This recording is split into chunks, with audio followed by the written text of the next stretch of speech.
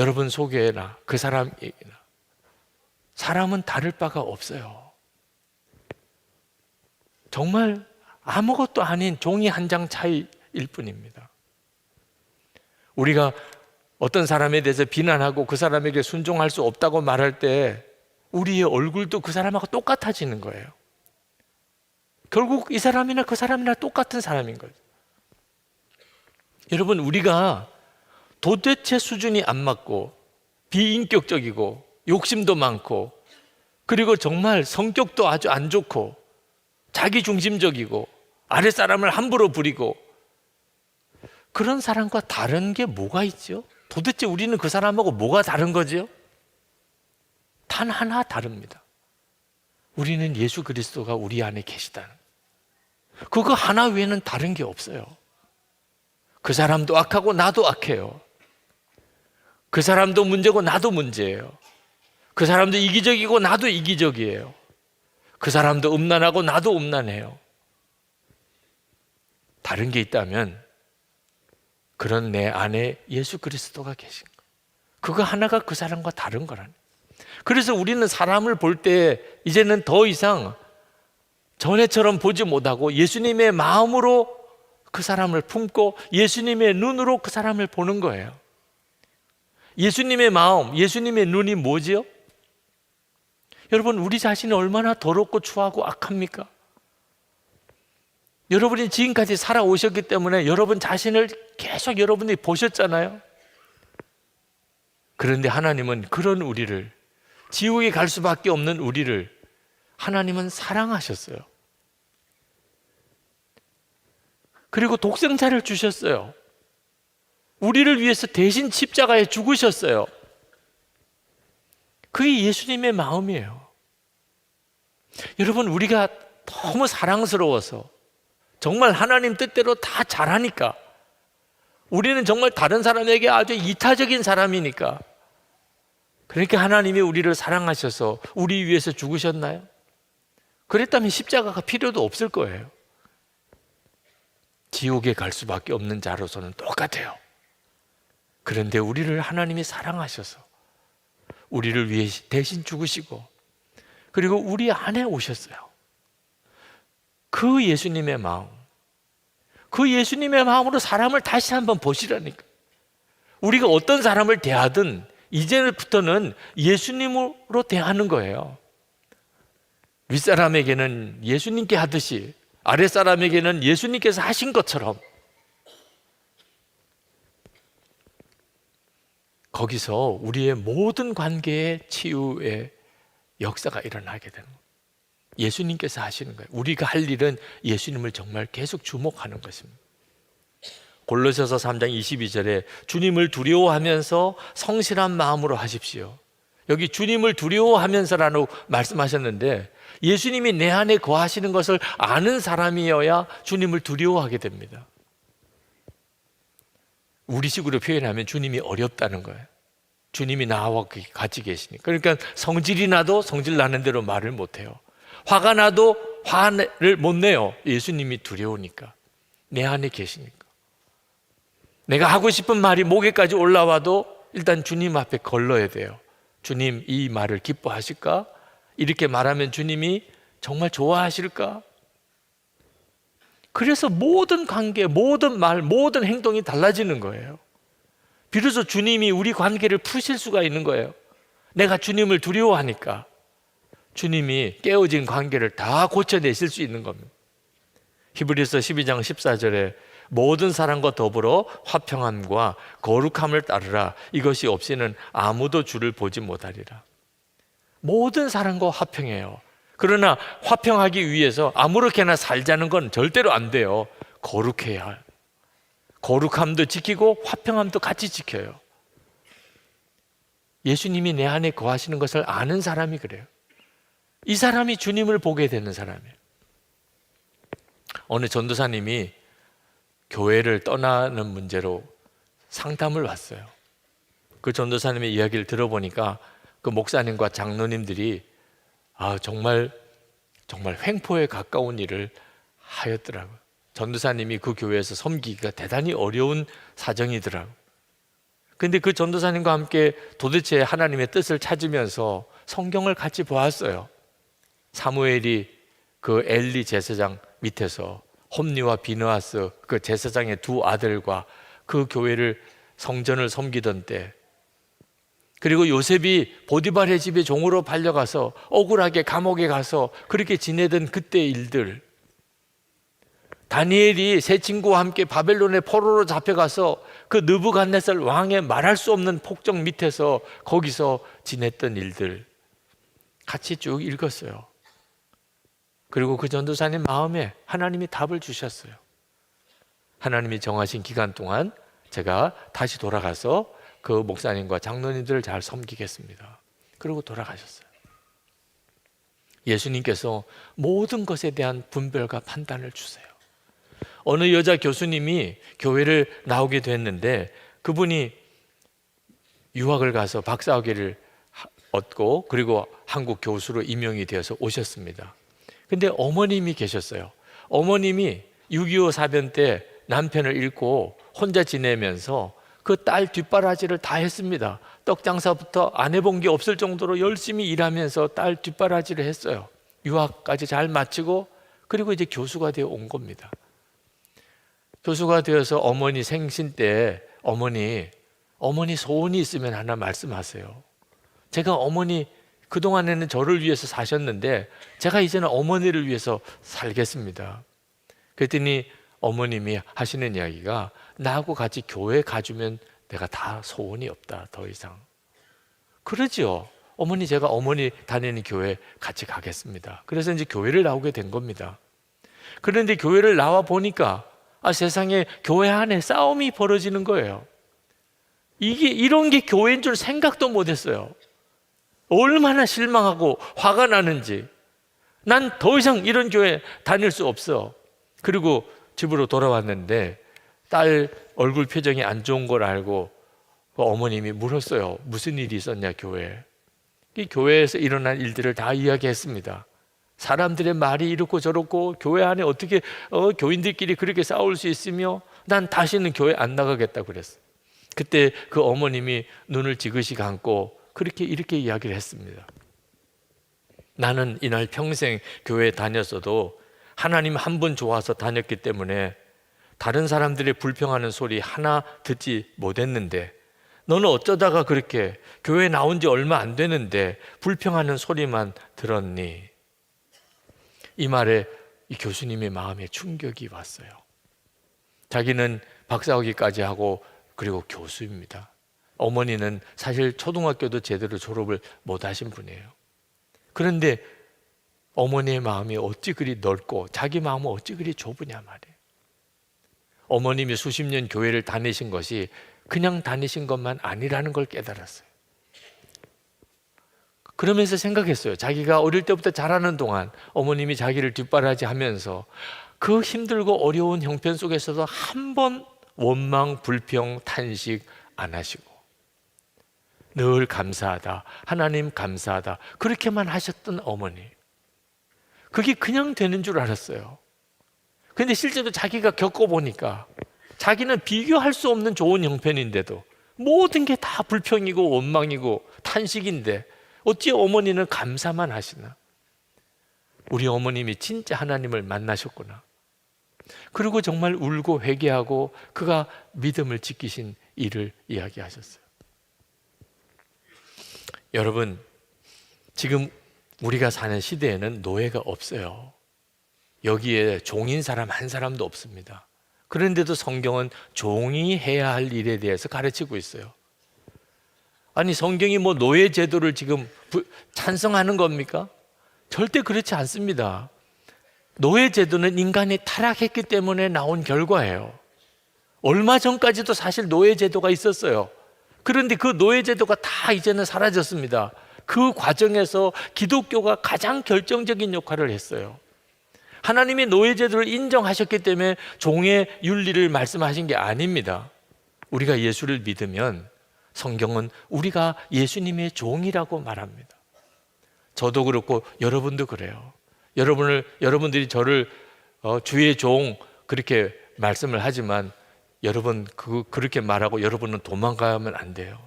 네. 여러분도 똑같아요. 여러분 다 예수님의 종이에요. 우리가 마귀의 종이었는데 이제는 예수를 믿고 예수님의 종이 되었어요. 그러면 마귀 종이나 예수 종이나 종인데 똑같네. 이건 정말 몰라서 하는 얘기예요. 마귀의 종이나 예수의 종은 이 두 가지밖에는 선택의 여지가 없어요.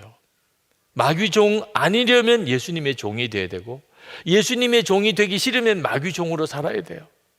마귀의 종은 영원한 멸망이에요. 끝도 없는 고통과 멸망이에요. 예수님의 종은 영생의 영광이에요. 비교할 수가 없어요. 제가 거듭났을 때 저는 주님께 저 자신을 종으로 드리겠다고 스스로 자원해서 헌신했어요. 저는 그전에는 아버지가 목사가 되라고 그래서 목사가 되었는데, 목사가 되는 게 너무 답답하고 싫고 부담스러웠어요. 그런데 은혜의 눈이 열리고 주님을 만나고 나니까 예수님의 종이 되는 것이 가장 큰 기쁨이더라고요. 정말 말할 수 없는 기쁨의 눈물이 흘렀어요. 예수님을 모르니까 그런 거예요. 나는 죽고 예수로 사는 것은 비참한 삶인 줄로 생각하는 사람이 있어요. 예수님의 종이 되는 것은 너무너무 슬픈 건 줄로 생각하는 사람도 있어요. 여러분 정말 몰라서 그런 거예요. 예수님이 얼마나 좋으신지 몰라서 그런 거예요. 누더기 옷을 벗어버리고, 그리고 왕이 입는 옷을 입는 것이 그게 어떻게 슬픈 일일 수 있겠어요? 내가 죄의 종노릇 하던 자가 이제는 예수님의 종이 된다는 것은 가장 고귀하고 가장 기품이 있고 가장 영광스럽고 가장 행복한 삶이 되는 거죠. 여기서 우리 인생 전체가 바뀌는 거예요. 여러분, 어떤 사람이 하나님 앞에 가서 상을 받을 줄 아십니까? 모든 사람을 예수님께 하듯이 섬긴 사람. 24절 말씀에 말씀합니다. 여러분은 주님께 유산을 상으로 받는다는 사실을 기억하십시오. 여러분이 섬기는 분은 주 그리스도이십니다.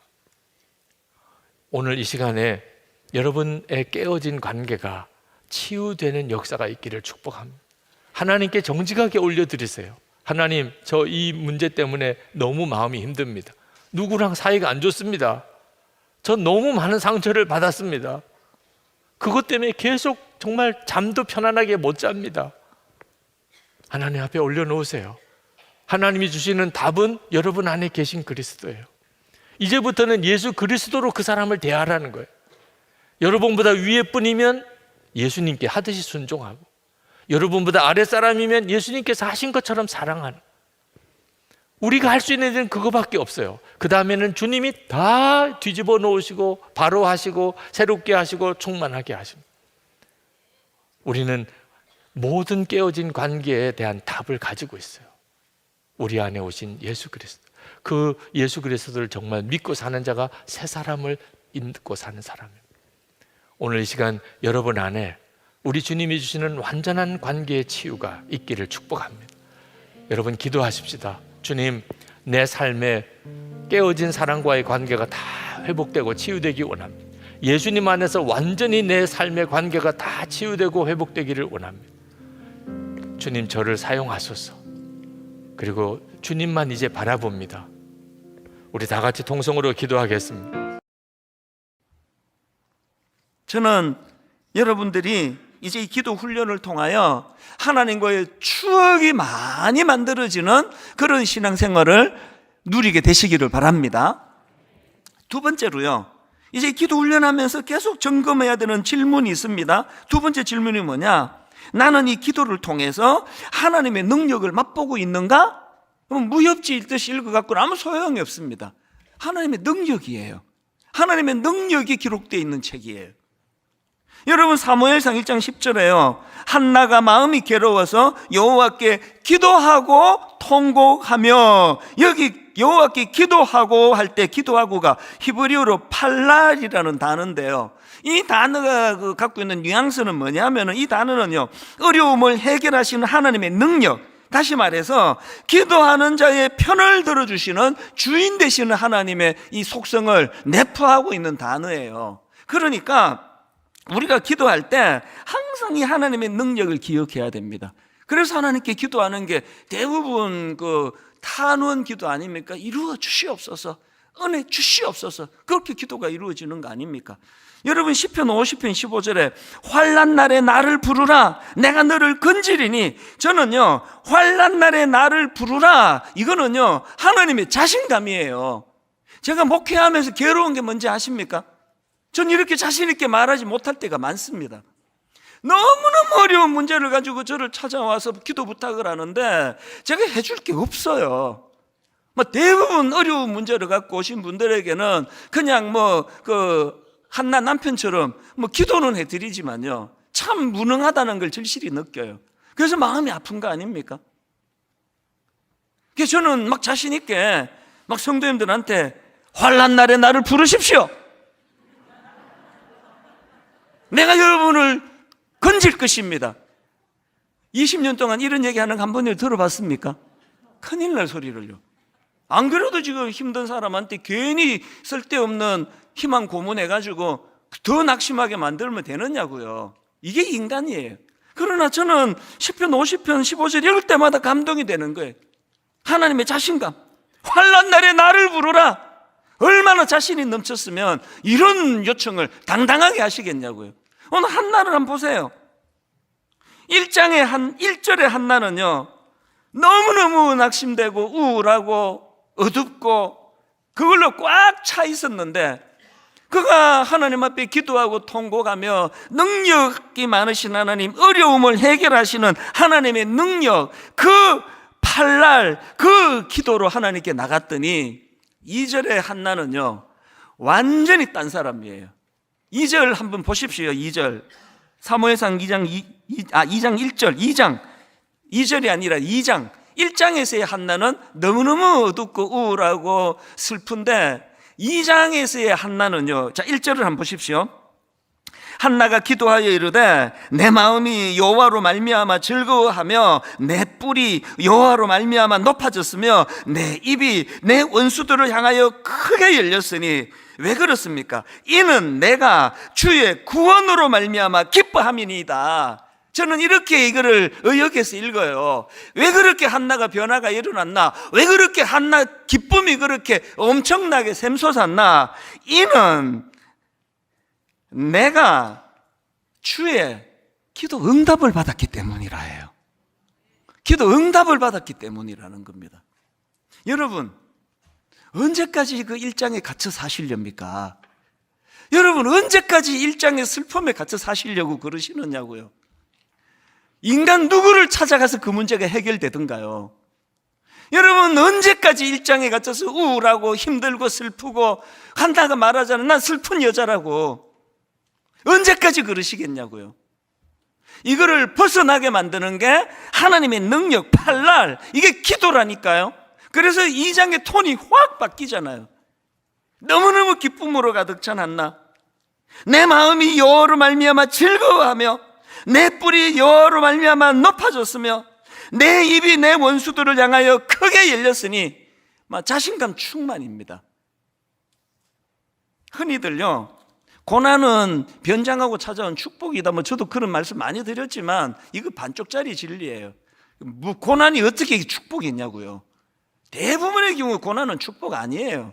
고난은 엄청 힘든 거예요. 언제 고난이 축복이 되는지 아십니까? 한나처럼 사시면 돼요. 한나의 고난이 저절로 축복이 됐습니까? 1장의 슬픔이 저절로 2장의 기쁨으로 바뀌었습니까? 1장과 2장으로 건너가는 사이에 팔날 기도가 있었잖아요. 기도. 저는 이기 사역을 선포하고 나서 계속 하나님께 꿈꾸며 기도합니다. 하나님, 그냥 구호로 이기대. 또 이제 담임 목사가 바뀐 것도 아닌데 솔직히 이기는 무슨 이기예요. 이게 이제 이대 목사님이 와야 이기지.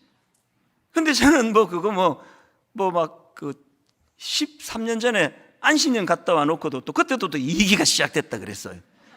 이기가 시작됐다 그래가지고 요셉의 창고를 열어라 그래가지고 그때 또 난리가 났다. 한 32억이 헌금 들어왔어요. 그때 이기라 그러더니 일만서도 파수 운동 지나고 또 이기라 그러잖아요. 왜 그러는지 아십니까? 담임 목사는 아직 안 바뀌었지만 그대로 가고 싶지 않은 거예요. 기수가 계속 바뀌기를 원해요. 그래서 저는 기도해요.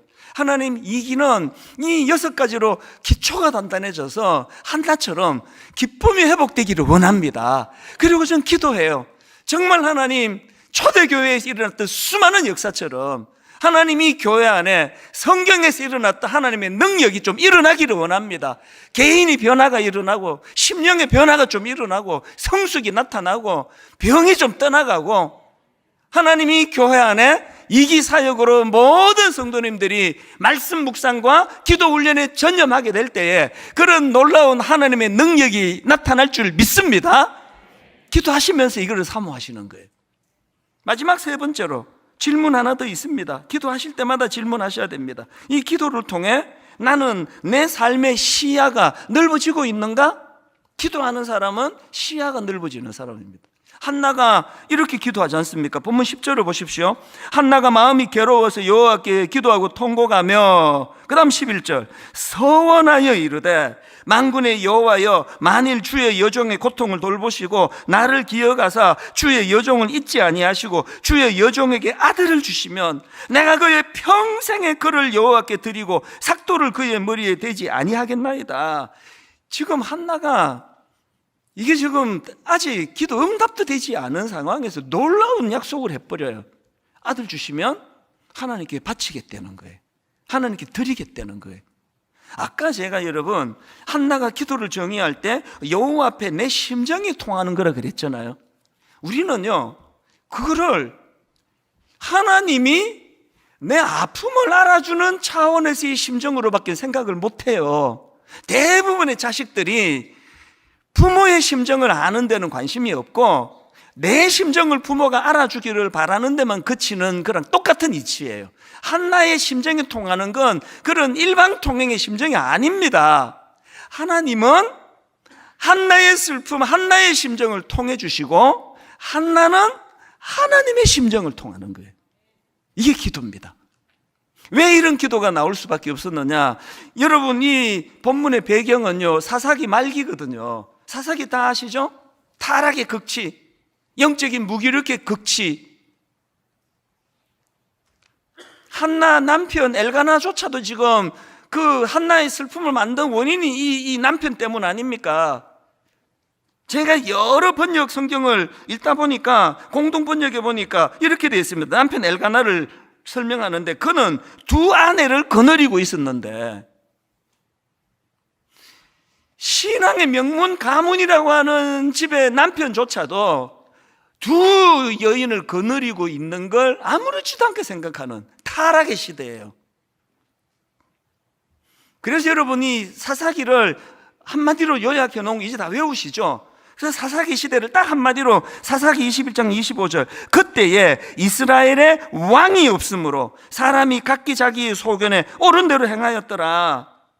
저는요, 언젠가 이 구절, 이스라엘에 왕이 없으므로 이 구절에 대한 하나님의 심정을 발견하고 마음이 너무 우울했던 적이 있습니다.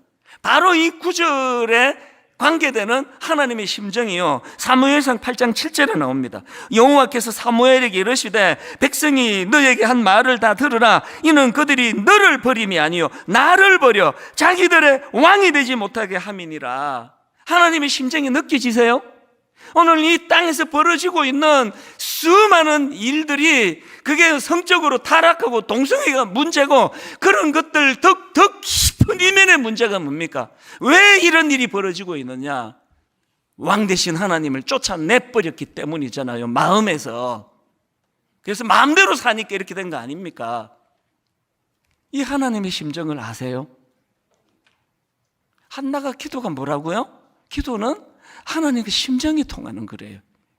내 심정을 알아주는 차원에서의 심정이 통하는 것도 필요하지만 기도의 사람은 하나님의 심정을 헤아리는 거예요. 하나님의 심정. 저들이 나를 내가 쫓아버렸다. 왕이 없기는 왜 없다고 그러세요? 왜? 왕이 없은 적은 없습니다. 우리 인생에서 왕이 없었던 적은 단 한 번도 없습니다. 내가 그거를 인정하지 않는 거거든요. 기도 많이 하시는 분들은요, 시야가 넓어지는 거예요. 이게 보이는 거예요. 그 벼룩 보고 이게 띄워봤자 벼룩이지 뭐 이런 소리 하잖아요. 제가 최근에 그 글을 읽다가 그 벼룩과 관련해 딱 한 줄을 읽고 내가 깜짝 놀랐습니다. 제가 읽은 글 한번 소개해 드릴게요. 키가 1.6mm에 불과한 벼룩은 자기 키의 130배인 30cm까지 뛰어오를 수 있다는 거예요. 그래서 내가 이거 보고 엄청 실망했습니다. 저는 뛰어봤자 벼룩이지 그래서 뭐 벼룩이 엄청 잘 뛰어가지고 막 엄청 뛰는 줄 알았더니 이 벼룩이 뛰는 게 고작 30cm. 와, 진짜 실망했습니다. 요것밖에 못 뛰어 이게? 여러분, 아니 벼룩의 특징이, 벼룩의 장점이 이게 점프라는데 왜 30cm밖에 못 뛰느냐고. 왜? 벼룩의 존재 자체가 너무 작기 때문이에요. 죄성을 가진 우리 인간이 뭐 꿈의 사람 이런 소리 하지 마세요. 무슨 꿈의 사람은 30cm밖에 못 뛴다니까요. 뛰어봤자 벼룩이에요. 존재가 커져야 돼요. 존재가 커져야 돼. 그래서 여러분, 한나처럼 기도하면서 시야가 넓어지는 거예요. 땅의 것만 생각하던 우리가 하나님 나라를 생각하고, 땅의 것만 집착하던 내가 하나님 나라의 영광도 생각하게 되고. 그리고 저는요 항상 촌놈이거든요. 뭐 개척 처음 하던 20년 전도 촌놈이었고 지금도 촌놈이고 뭐 옷 입는 것도 촌놈이고 뭐 하여튼 뭐 먹는 것도 촌놈이고 전 촌놈이에요. 뭐 주중에 우연히 저 보신 분은 촌놈 하나 지나가네 다 그러시게 느낄 거예요. 뭐 뭘로 꾸며도 전 촌놈이에요.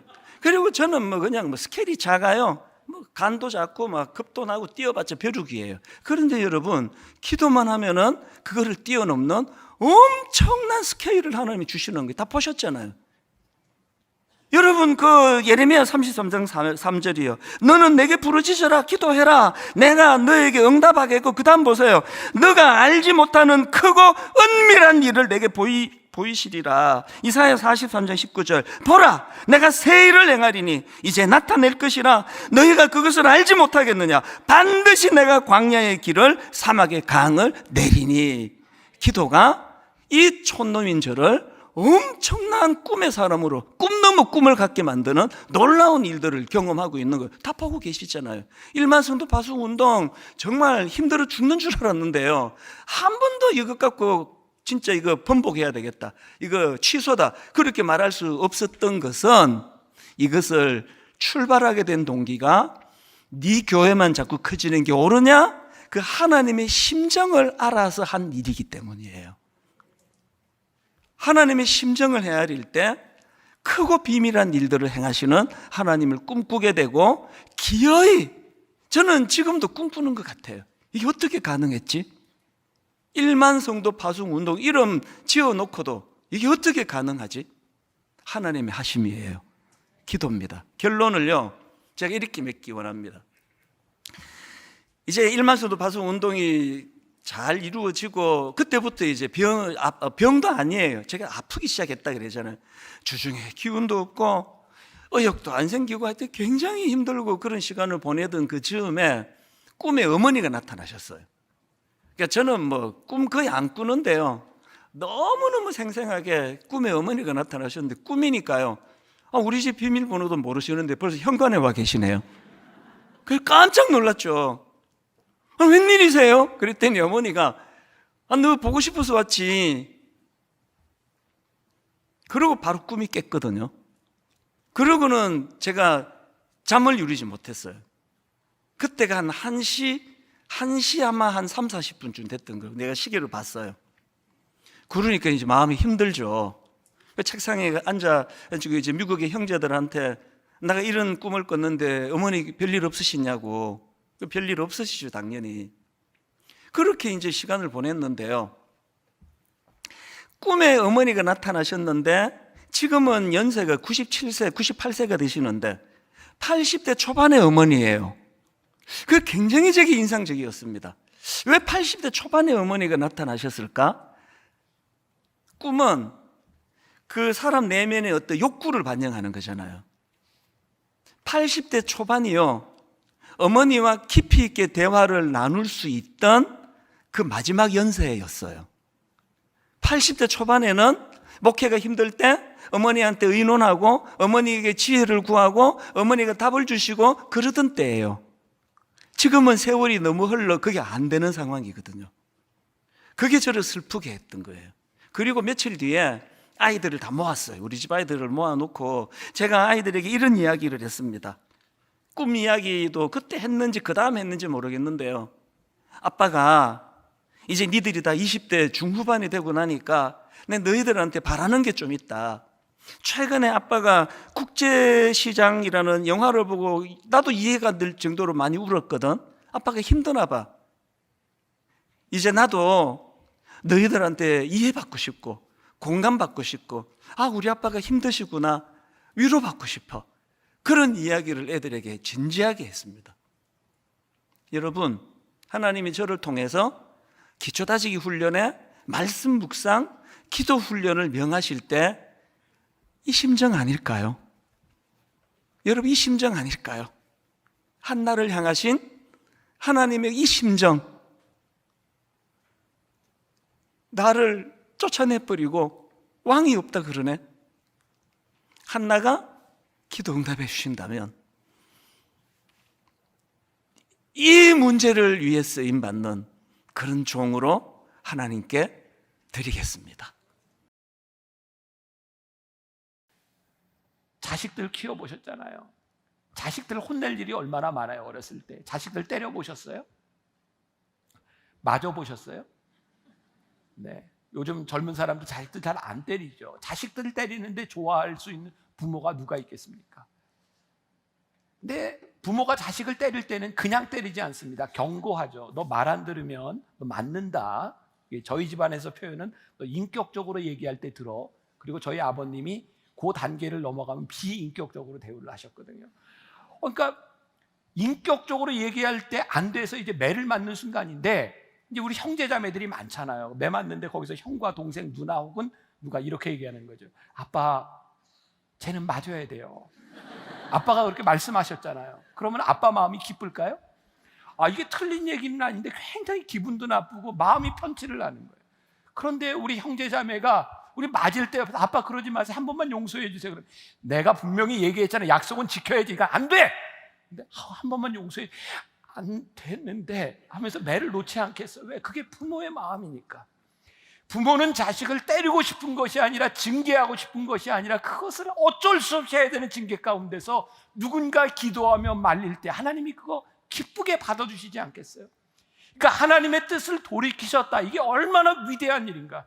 여러분들의 자녀와 여러분들의 가정과 이 나라와 이 민족을 위해서 우리들이 기도할 수 있는 이유, 우리들에게 자격이 있기 때문이 아니라 하나님의 마음을 우리들이 알기 때문에 뜻을 돌이킬 수 있는 기도, 그것이 귀한 기도다.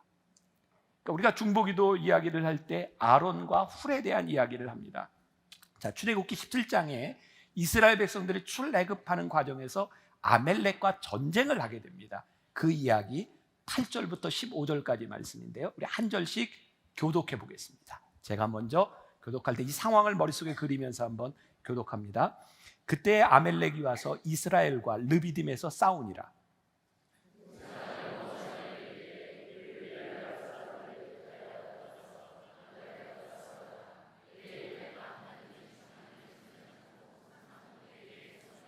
여호수아가 모세의 말대로 행하여 아멜렉과 싸우고 모세와 아론과 훌은 산 꼭대기에 올라가서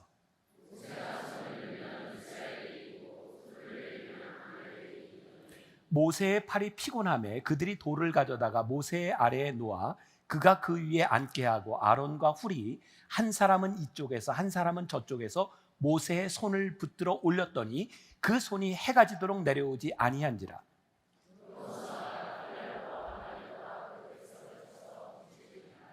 여호와께서 모세에게 이르시되 이것을 책에 기록하여 기념하게 하고 여호수아의 귀에 외워 들리라.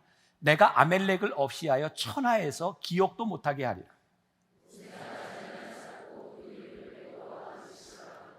자, 여러분들이 신앙생활하면서 한 번쯤 들어봤음직한 여호와 니시, 여호와는 승리하시는 여호와, 우리를 승리케 하시는 여호와, 여호와 니시라고 하는 말이 여기에 등장하거든요. 이스라엘이 출애굽할 때 아멜렉과 전쟁을 하게 되는데요, 하나님께서 이 모세에게 여호수아로 나가서 싸우게 하고 너는 전쟁하는 동안 산 꼭대기에 두 손을 들고 그들을 위해 기도하게 하신 거예요. 손이 들려 있는 동안은 이기는 거예요. 근데 그때 아론과 훌이라고 하는 두 사람이 모세와 함께 산 위에 올라가서 기도하는데 모세가 팔이 아플 때에 어떻게 했냐면 돌을 가져다가 모세에게 앉히고 그들이 손을 들어준 거예요. 그러니까 똑똑하지요. 그냥 손 들면 아플 텐데 모세를 앉히고 손을 들으니까 조금 편하게 들었을 거예요. 근데 여기에 그런 표현이 나옵니다. 모세가 팔이 아픔에 어떻게 팔이 아픈 걸 알았을까요? 팔이 이렇게 오래 있더니 나 아프다 그랬을까요? 아니죠. 아론과 훌이 모세를 보고 있었던 거죠. 모세를 돕는 자가 돼서 모세가 피곤하구나라고 하는 상황을 알고 모세를 앉히고 팔을 들어준 거예요. 전쟁에 승리를 했어요. 중요한 것은 아론과 훌이 모세를 도와서 팔을 들어줬는데 모세에게 유익이 된 것으로 끝난 것이 아니라 공동체에 유익이 된 거예요. 모세를 도와주었더니 이스라엘 백성이 전쟁에서 승리하게 된 거죠. 여러분, 중보기도의 가장 중요한 유익 가운데 하나가 무엇이냐면 우리가 기도해서 누군가를 세워줬을 때 그것은 그 사람의 유익으로 끝나는 것이 아니라 공동체의 유익이 되는 거죠. 제가 담임 목사가 돼서 잘한 일 가운데 하나를 들려면, 물론 여러 가지를 잘했지만 잘한 일 가운데 제가 생각해도 좀 쑥스럽네요. 잘한 일 가운데 하나를 들려면 여러분들 눈에 보이지 않지만 지금 저 강단 뒤에 방이 2개가 있습니다. 제가 담임 목사가 돼서 이 강단을 리모델링하면서 2개의 방을 만들었습니다. 아론과 훌 방입니다. 지금 장로님들 2분이 저 안에 들어가서 기도를 하고 계세요. 여러분들은 한 번도 본 적이 없지만 제가 담임 목사가 되고 지금까지 주일 예배를 드리는 그 예배 시간마다 2명씩 들어가서 기도합니다. 신천 권사가 되면 저 기도 방에 들어갈 수 있는 기회가 주어집니다. 아무나 들어가지 못합니다. 근데 저기서 기도하고 나왔던 분이 그런 얘기를 하는 이야기를 들었어요. 목사님, 저기 들어가서 어떻게 예배 시간 내내 기도하나라고 생각했는데 시간이 금방 가요. 저 안에는 지금 모니터가 있었어요. 예배 실황을 보면서 그 순간순간 기도하게 되어 있습니다. 한 분이 또 그런 이야기를 해요. 목사님, 저 안에 들어가서 기도하고 나서 목사님을 사랑하는 마음이 생겼습니다. 그러니까 중보 기도하기 전까지는 그런 마음이 안 들었는데 중보 기도를 하면서 그런 생각이 들었다는 거예요. 제가 목사로서 이렇게 설교를 하면서 저에게 제일 큰 부담되는 것 중에 하나가 설교죠. 그러니까 설교를 늘 잘하고 싶고 설교로 은혜를 끼치고 싶은 거예요. 그런데 그렇지 못하거든요. 제가 생각할 때 제가 스스로 이렇게 설교를 하고 오늘은 그래 내가 그래도 만족해 라고 하는 건 한 달에 한 번 정도 그런 느낌이 있어요. 그러니까 나머지 3번이나 4번 정도는 설교를 하고 제가 교인들의 얼굴을 보는 게 부끄러워요. 왜? 내가 조금 더 잘했더라면, 조금 더 준비했더라면, 조금 더 성실했더라면 좋을 텐데. 그래서 교인들하고 악수하는 것도 부끄러울 때가 많이 있어요. 그러니까 이 시간이 저에게는 너무너무 부담스럽고 힘든 시간이었는데 제가 저 아론과 훌 방을 만들어 놓고 이 부담감에서 해방이 됐어요. 그전에는 제 책임이라고 생각했는데 이제 아론과 훌 방을 만들어 놓으니 제가 설교를 헤매면 누구 책임이에요? 저분들 지금 중보기도 하다 깜짝 놀랄 것 같아요. 지금 그 책임입니다. 왜? 중보기도의 능력을 믿으니까.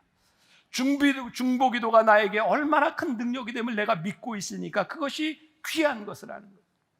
제가 오늘 여러분들에게 이 설교를 하면서요 이런 말씀을 드리고 싶어요. 여러분들 담임 목사를 위해서 기도하시나요? 저희 교회에 새로운 전도사가 그런 이야기를 하더라고요.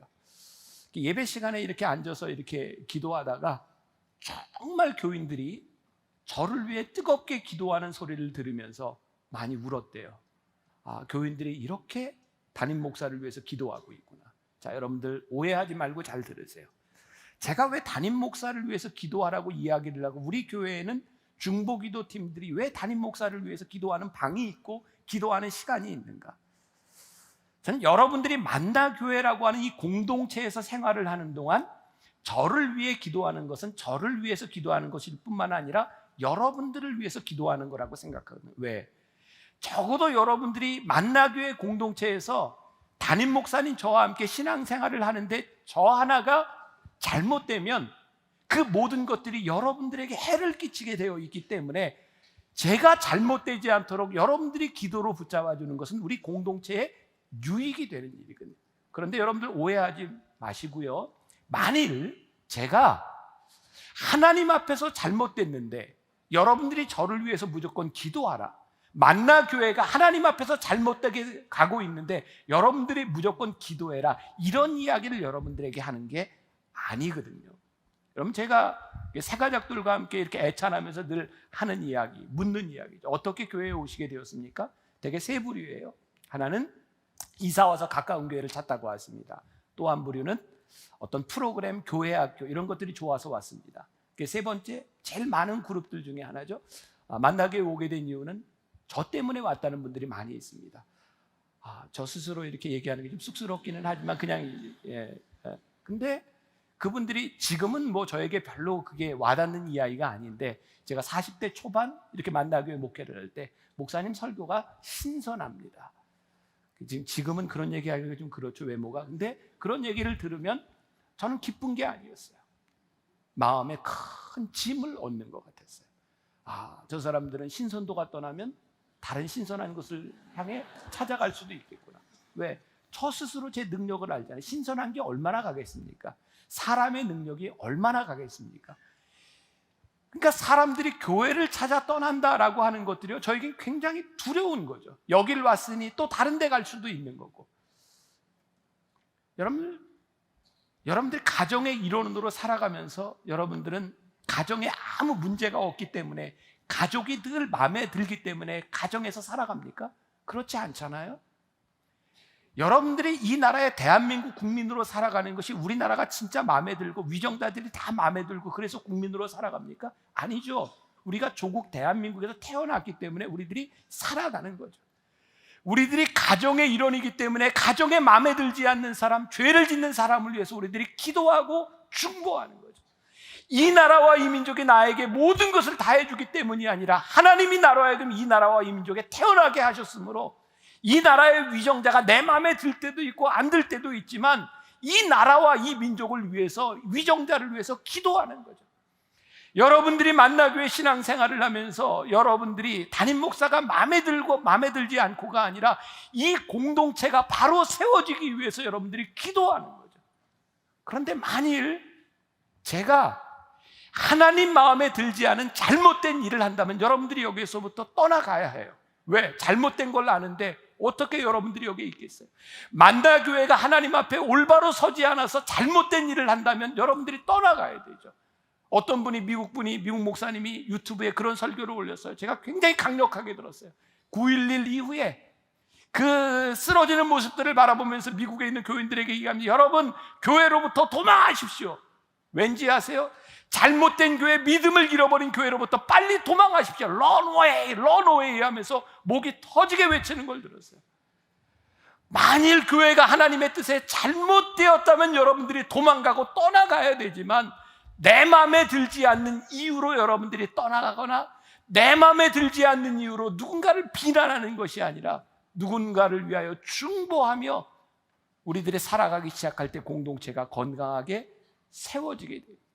이 동역과 이 중보기도의 원리라고 하는 것은 나의 마음에 들고 안 들고의 문제가 아니라 하나님 앞에서 우리들이 어떻게 공동체를 세워나가는가.